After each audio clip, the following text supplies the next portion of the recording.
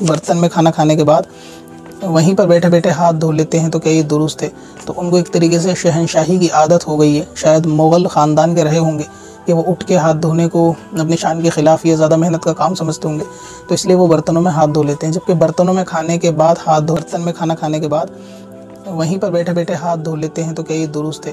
तो उनको एक तरीके से शहंशाही की आदत हो गई है, शायद मुग़ल ख़ानदान के रहे होंगे कि वो उठ के हाथ धोने को अपनी शान के ख़िलाफ़ या ज़्यादा मेहनत का काम समझते होंगे, तो इसलिए वो बर्तनों में हाथ धो लेते हैं। जबकि बर्तनों में खाने के बाद हाथ धोना ये नापसंदीदा है और ये रिज़्क में बरकत को ख़त्म करने वाला अमल है। यानी जो ऐसा है जिनकी आदत हो घर के अंदर के हाथ खाने के बाद उसी प्लेट में सालन की हाथ धो लिए जाएँ, तो ये घर से जो है ना वो बरकत को ख़त्म करता है, रोज़ी से बरकत को ख़त्म करता है। फिर बड़ों को देख के छोटों को भी यही आदत हो जाएगी।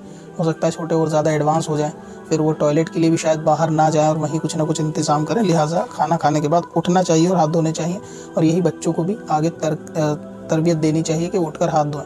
और बाज़ लोग तो खाने के बाद ही हाथ नहीं धोते, ऐसे होते हैं कि खाना खाया, बैठ गए, हाथ में रिमोट या मोबाइल लिया और काम शुरू। ये भी दुरुस्त नहीं है। खाना खाने के बाद फ़ौरन हाथ धोने चाहिए, और खाना खाने के बाद हाथ धोना भी सुन्नत है और ये रोज़ी के अंदर बरकत को बढ़ाता है।